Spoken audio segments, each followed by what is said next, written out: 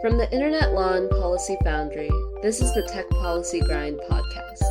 Every 2 weeks, we'll discuss recent developments and exciting topics in the technology and Internet law and policy space. I'm Reema Musa, and I'm a member of the 4th cohort of Foundry Fellows. The Foundry is a collaborative organization for Internet law and policy professionals who are passionate about disruptive innovation.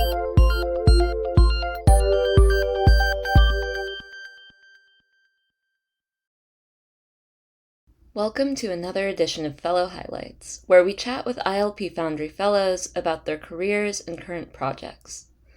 This week, I chatted with Rikki George, the ILP Foundry Class 4 president, about her work leading a cyber exercise and wargame program in the financial sector.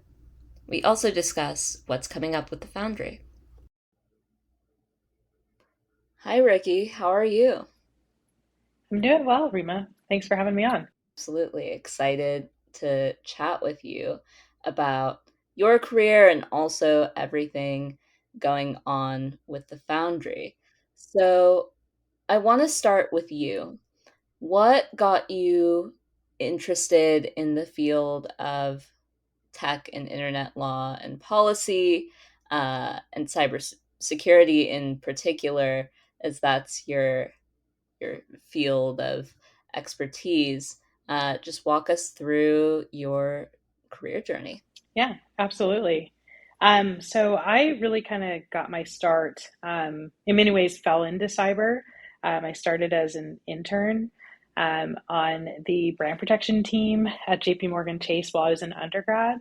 And really what that involved was doing investigations of intellectual property infringements, so sending cease and desist letters. And that's where kind of the law and the internet really bridged for me. And then shortly after joining that team, we got moved internally into the cybersecurity department. So I got my first taste of cyber threat intelligence and doing kind of more traditional cyber investigations and cybercrime deterrence. And I really just fell hard for that. And that's kind of how I got started. And I've always kept an interest in law because I think back to those times early on as an intern doing brand protection where it was such a struggle to use the legal resources at our disposal to actually combat some of the cybercrime that our firm was experiencing or that was targeting our customers and employees. And so, it's been an interesting journey, but I've definitely kept locked into both the, of course, the cyber side, but the legal side of things as well. So what are you doing now for your current work? Yeah, so my current job is to run the cyber exercise and wargame program at a large financial institution. And really what that means is that I look at the cyber kind of threat landscape and then look at, where my organization is going from a business perspective, and then come up with realistic or what we call extreme but plausible cyber attack scenarios to run us through. And I do that at a variety of levels. So we do it at a technical level where actual, hands-on keyboard incident response folks can, look at a piece of malware that we may have come up with and fabricated, and evaluate how effectively, we'd be able to detect it and report upstream what it's doing to our environment and how it affect our business operations. And then we also do it at the executive level with our senior most executives. So everybody kind of just south of the CEO gets involved. And we look at how they would evaluate things like reputational risk and customer communications and regulatory disclosures. So it's a really kind of fun permutation of what I was doing before. I'm still very much involved in what are the cyber threats, but now I'm also focusing on how do we manage the risk that these cyber threats pose to my firm, which is part of kind of the critical infrastructure here in the United States. So it's a fun but also heavily regulated space to be. Cybersecurity is a new career field, relatively speaking, and it's growing really quickly. What got you initially interested in running a cyber exercise program, and why is such a program important to a business? Yeah, I think as with many people in cyber, that we don't always like know where we're going to land in the long term. I think if I looked back even a few years, I don't know that I would have, known that cyber exercises was, on the horizon for me. But what really jumped out to me about this job was understanding that you can prepare an organization for that worst day, right? Like a large scale cyber incident that may, cripple 75% of its business operations. You can prepare and practice that before it actually happens in the real world environment. And so that was really exciting to me to see how that whole process unfolded. I jokingly call myself a cyber crisis party planner, but it is an important thing to do because the regulatory framework in the United States, especially for the financial sector, is extremely detailed, and it does require that financial institutions such as the one I work for and all the major banks and exchanges actually do these type of tests to help keep the U.S. financial sector resilient. So it's a regulatory requirement, but I think it's also a business necessity to be able to understand where the weaknesses are in an ability to respond to a large scale breach or a large scale ransomware incident or insider threat scenario, whatever it may be. So it's an interesting place that sits kind of at the junction of regulatory requirements, cybersecurity best practice, and then also like emerging threat analysis. Someone who's familiar with the cybersecurity field might have heard uh, the terms such as tabletop exercises, war games, etc., which are components of a cyber exercise program. But what do these actually look like? Could you walk us through uh, maybe an example of what these games might look like in practice?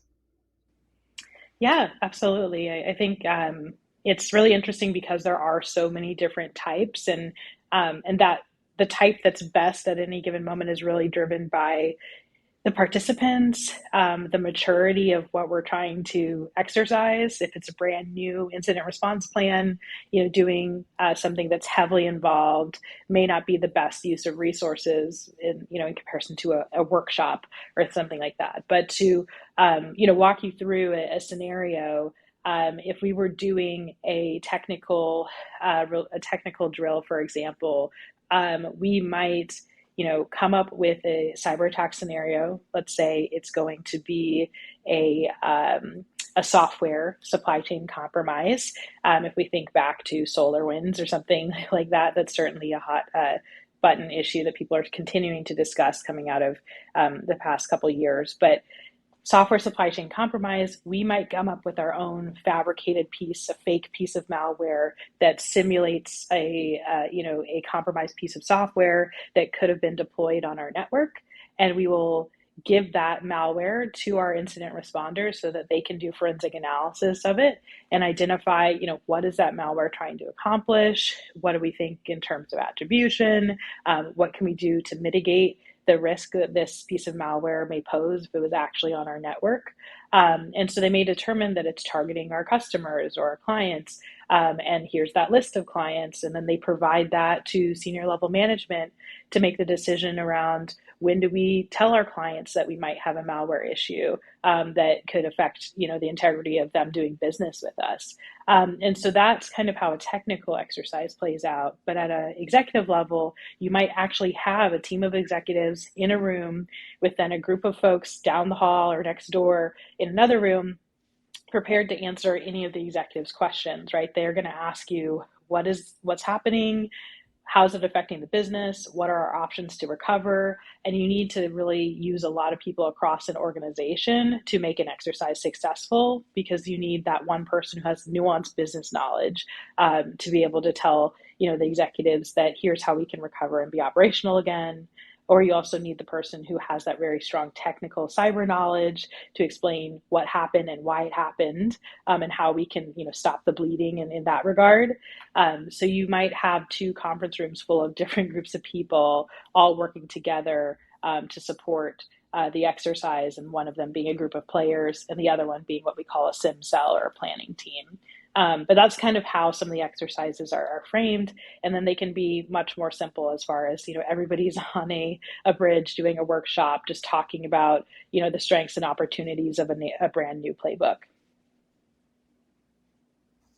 Sounds intense, but also sounds potentially fun. It is. It is. I think it's never a dull moment as you try to figure out all the different ways that different personalities that play in an exercise might go when presented with a cyber incident. Everybody, you have to manage a lot of characters and think about them as much as the cyber attack scenario and what you're trying to accomplish. So it's definitely a rewarding and exciting space. Definitely sounds like it. So, I want to get into what other projects you may have going on. You're involved in a lot, uh, and you're definitely involved with a lot with the Foundry, which we'll get into a little later. But what other projects or organizations are you involved with outside of work? Yeah, absolutely. So I've done, a couple of fellowships, which have been exciting. I finished one earlier this year with the Alexander Hamilton Society, the Security and Strategy Scholars Program, which was really focused on looking at strategic competition between the United States and some of its, primary adversaries. So there, I focused on Russia. Which was pretty exciting, and I did that as I kind of got into the Foundry. I also am a member of WiCyS, so Women in Cybersecurity, as well as joining, a couple of cybersecurity mentorship groups. And I serve as a mentor for a program called Rainier Scholars, which is for minority students in the Seattle area where I grew up. I myself was a Rainier Scholar starting in fourth grade. And so I had the opportunity to mentor a scholar in his senior year of college as we helped him land his first job in engineering, which was really exciting and rewarding. So I kind of try to volunteer and give back, and then of course enrich my own knowledge of cybersecurity, geopolitics, and law. Great.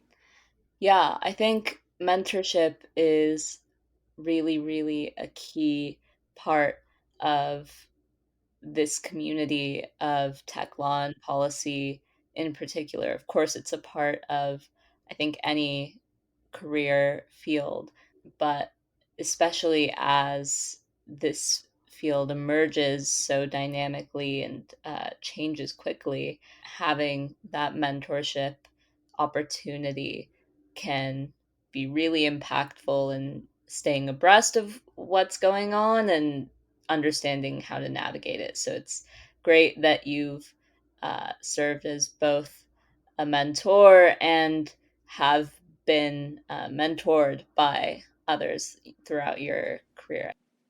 Yeah, absolutely. I feel like I'm the perpetual mentee. I just and so it took me a while to figure out like how I was going to lean into trying to be a mentor in some way. I think maybe I was a little nervous or something like that, but I realized that, it's just everybody needs someone, whether you're like a senior executive or somebody like myself who's more kind of early to mid career. I have something to offer to, folks that are, just stepping into the field and even into other fields other than my own. So I try to, do what I can to give back, and because so many people have helped bring me along the way to where I am now. Absolutely.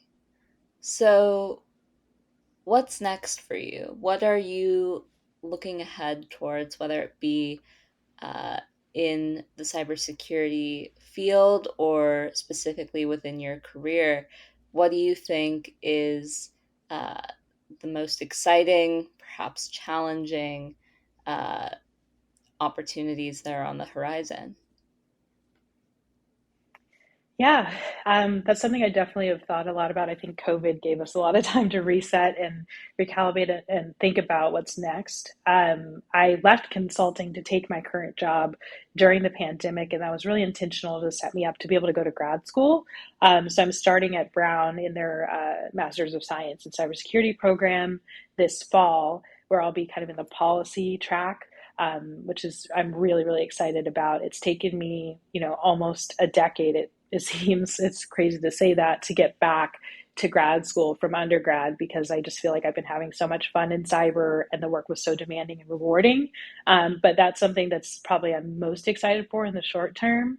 And then I think longer term, there are some, other programs like evening law school programs and PhD programs that I'm like in the early stages of looking at that I'd like to pursue after getting my master's.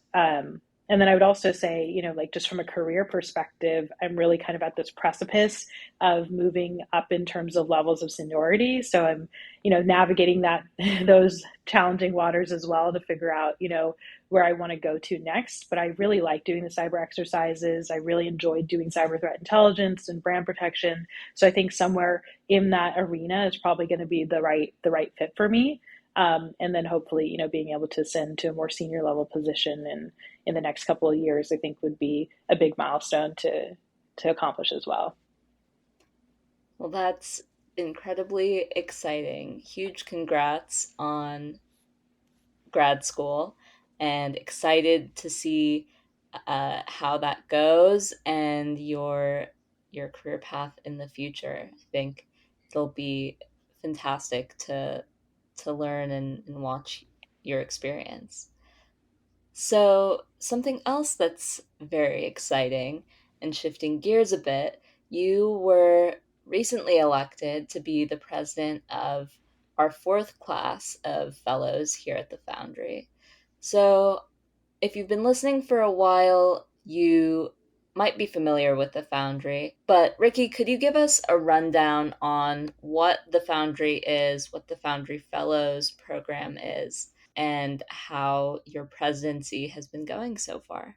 No, so the Foundry is, a community of, students and early to mid career professionals that are really, interested in and focused on driving forward internet law and policy discourse. And we do that globally, which is so great, right? We have this global class of fellows, and I think class four is one of the largest that has ever, been assembled, which is awesome as well.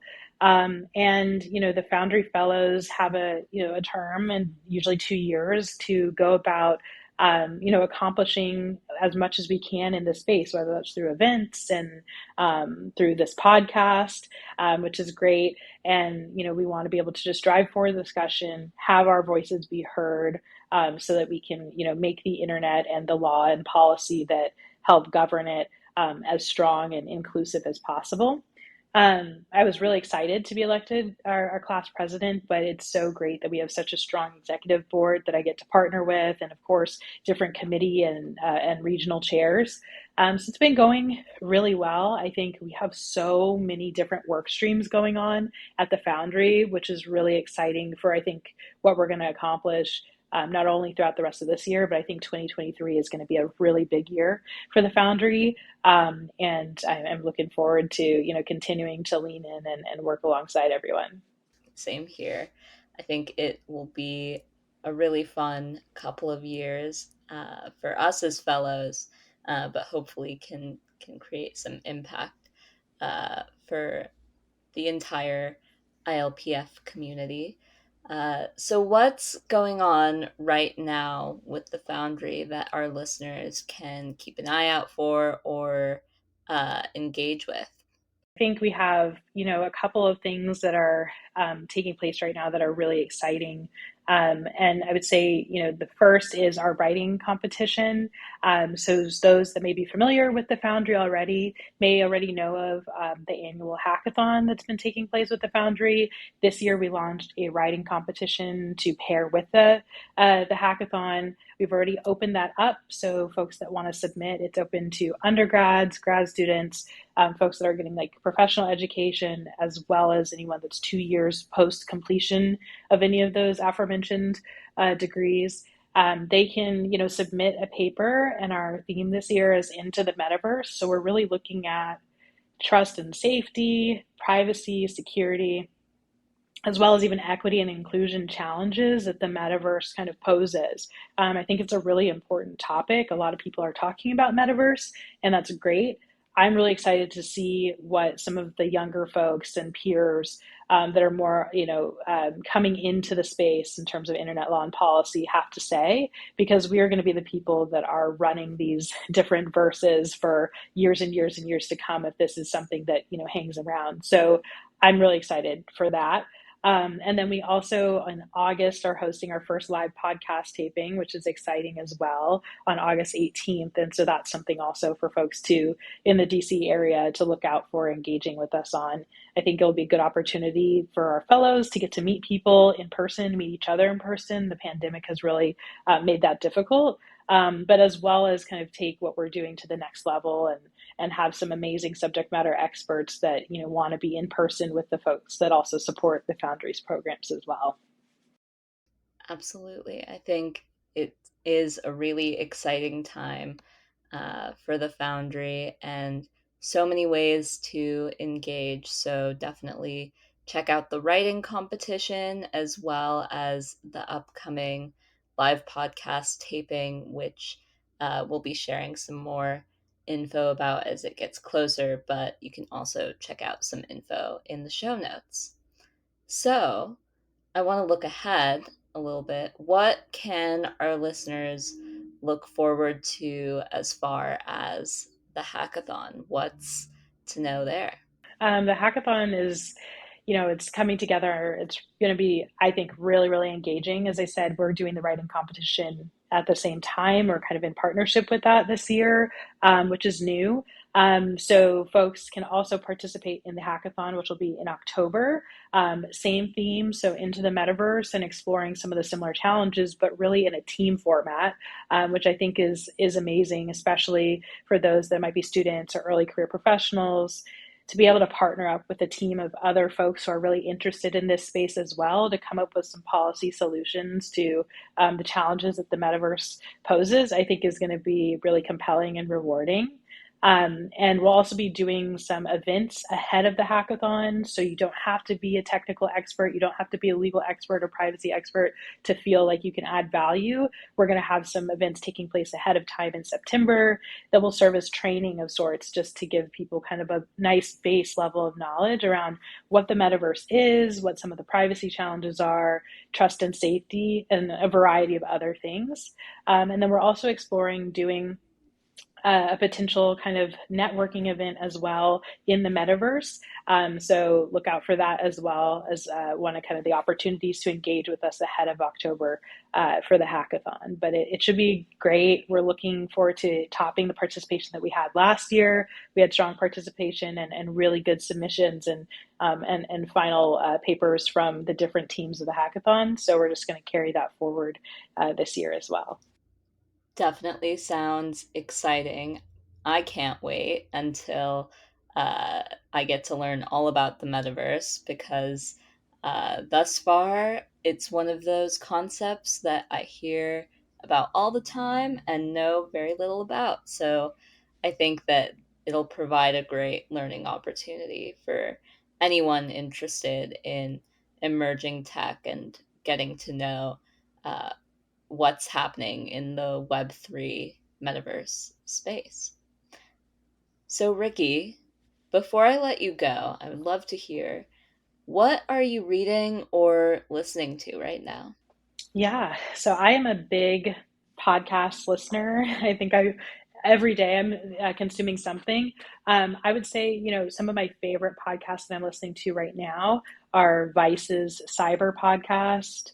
I find it just to be really, interesting and compelling and not, super long podcast episodes. So it's just nice, something to listen during lunch break or a walk, walking the dog in the evening. I also listen to Darknet Diaries, which I think is really fun. I find myself recommending it all the time. And it really covers different elements of, cybercrime and, illicit activity on the internet. So I find that to be really interesting. And then Lawfare. I love listening to Lawfare podcasts. I think that's a really good one. And one of our Class 4 fellows also is on that podcast quite frequently. So I recommend that to check him out as well. That's a good one. And then in terms of reading, I right now I'm reading This Is How They Tell Me the World Ends, which is a book about kind of cyber espionage and is written by a journalist. And it's, I'm really started liking it and getting into it a little bit more. And then also Putin's World. I think, it's everybody's aware of, the happenings in Ukraine that are so unfortunate. And as I come out of my prior fellowship that was really focused on US Russia strategic competition, reading and rereading that book has been rewarding for me. And that's by Angela Stint. So I definitely recommend that for anybody that's interested in geopolitics and wants to apply it to something that's happening in the world today. And unfortunately, the conflict in Ukraine. Thank you for sharing that. A lot of great content and resources that our listeners can check out. I know This Is How the World Ends is definitely on my list. And Darknet Diaries is one podcast I've listened to for some time, and a lot of great content there as well. In addition to your feed of the Tech Policy Grind, some great podcasts to check out for sure. Well, thank you so much for joining us, Rikki. Yeah, thanks so much for having me. This has been fun, and I hope everyone that's listening gets involved with the Foundry and wants to partner with us. Feel free to reach out if there's anything we're not doing. We'd like to partner. So I'm always here for that. I got to make that shameless plug, and all of that. Always got to make the shameless plug. Thanks for listening to this episode of the Tech Policy Grind podcast by the Internet Law and Policy Foundry. Be sure to check out the Foundry on LinkedIn and Twitter, as well as our writing competition open now. You can find this info on our website or in the show notes. If you enjoyed this episode, leave us a review and give us a 5-star rating. It really helps out the show. If you're interested in supporting the show, reach out to us at foundrypodcasts@ilpfoundry.us. You can find our email in the show notes as well. The Tech Policy Grind podcast comes out every other Thursday. See you next time. The Tech Policy Grind podcast was created by the fellows at the Internet Law and Policy Foundry. It's produced and edited by me, Reema Musa, with support from the incredible Foundry Fellows of Class 4.